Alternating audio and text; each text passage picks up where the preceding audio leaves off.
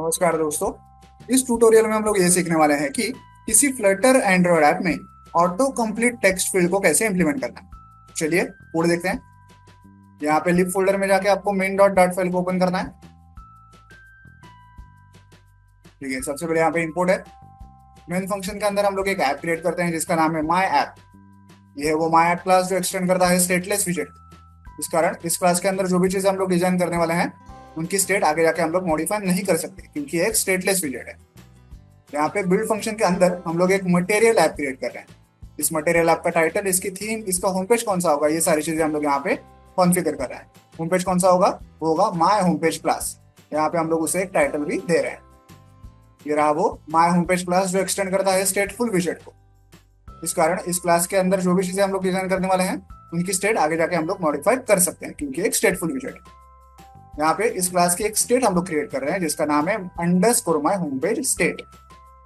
ये है वो underscore my home page state class. यहाँ पे एक्चुअली हम हमारा सारा यूजर इंटरफेस क्रिएट करेंगे। सबसे पहले डेटा मेंबर्स में क्या है, देखिए यहाँ पे एक लिस्ट है जो स्ट्रिंग टाइप की है। ओके, लिस्ट में 3 नाम हमने लिखे हैं। ओके, यही वर्ड्स हम हमारे ऑटो कंप्लीट टेक्स्ट फील्ड में यूज करने वाले हैं। ओके, फॉर एग्जांपल अगर टेक्स्ट फील्ड के अंदर यूजर ने ए टाइप किया, ए, ओके, तो वो ऑटो कंप्लीट टेक्स्ट फील्ड इस लिस्ट में झांक के देखेगा कि किन किन वर्ड्स में ए है।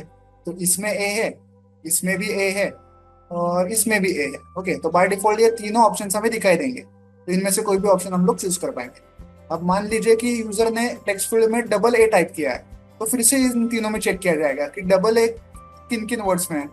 तो यहाँ पे डबल ए है, यहाँ पे कोई भी डबल ए नहीं है, यहाँ पे कोई भी डबल ए नहीं है। तो सिर्फ यही ऑप्शन हमें ऑटो कंप्लीट टेक्स्ट फील्ड में दिखाया जाएगा, हम उसे चूज कर सकते हैं। ओके, इस प्रकार से ये auto complete text field work करेगा। ओके, जो भी यूजर इनपुट करेगा उसके बाद यहाँ पे इस लिस्ट में झांक के देखा जाएगा कि उस इनपुट से रिलेटेड कौन कौन से वर्ड्स यहाँ पे हैं।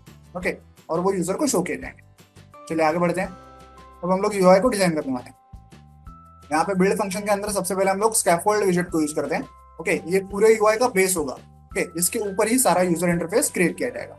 स्कैफोल्ड विजेट के 2 इंपॉर्टेंट एट्रीब्यूट्स होते हैं, एक है ऐप बार एट्रीब्यूट, एक है बॉडी एट्रीब्यूट। ऐप बार एट्रीब्यूट में हम लोग हमारे ऐप का टूल बार क्रिएट करते हैं ऐसे। यहाँ पे ऐप बार विजेट का यूज किया जाता है। यहाँ पे हम लोग उसे बैकग्राउंड कलर देंगे और टाइटल देंगे। तो टूल बार हो गया क्रिएट। अब बॉडी एट्रीब्यूट में क्या है, एक सेंटर विजेट है। इससे क्या होगा, इसके अंदर जो भी चीजें हम लोग डिजाइन करने वाले हैं वो सारी स्क्रीन के एकदम सेंटर में आ जाएंगी। देखते हैं इसके अंदर क्या क्या है। देखिए, सेंटर विजेट का चाइल्ड है एक ऑटो कंप्लीट विजेट।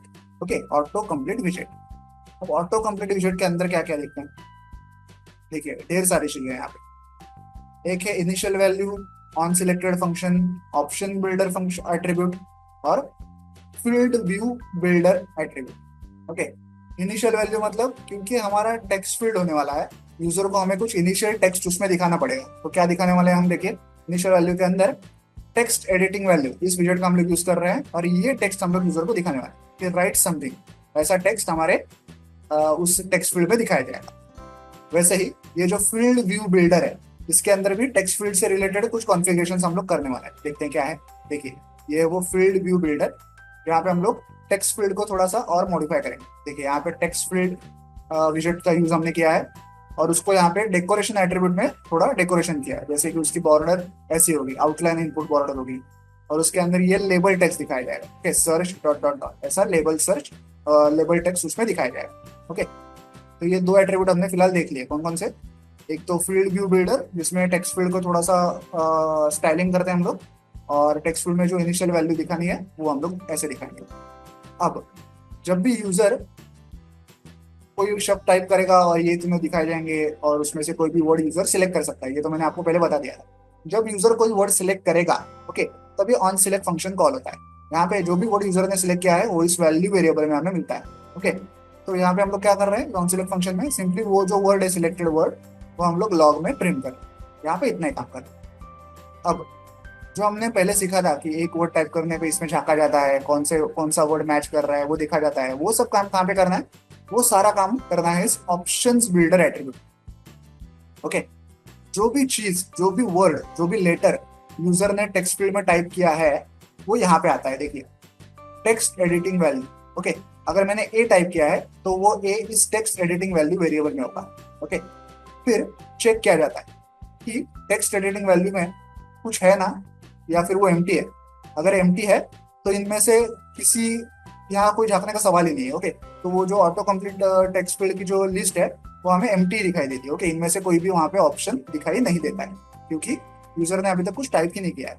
ओके, लेकिन अगर यूजर ने कुछ टाइप किया है तो इसमें कुछ डेटा होगा। मान लीजिए मैंने ए टाइप किया है, तो इस टेक्स्ट एडिटिंग वैल्यू वेरिएबल में ए होगा फिलहाल।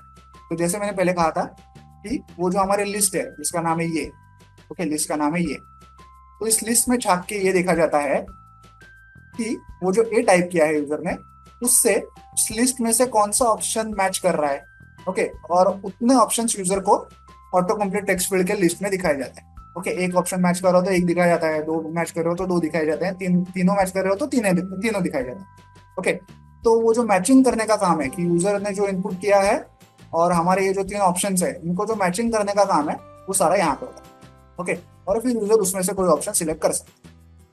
ओके, सिंपल सा काम है। आई होप आप ये पूरा कोड समझ गए होंगे। तो चलिए अब इस ऐप को मोबाइल डिवाइस पर रन करके इसे प्रैक्टिकली चेक कर लें।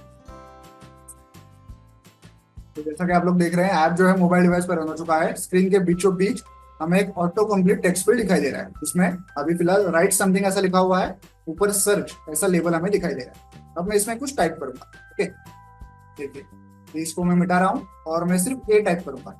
ओके, तो देखिए जिन जिन शब्दों में हमारे लिस्ट में जो तीन शब्द है उनमें से जिन जिन में ए ऐसा वो लेटर है वो सारे ऑप्शंस हमें यहाँ पे दिखाई दे रहे हैं। तो तीनों में ए है तो तीनों दिखाई दे रहे हैं।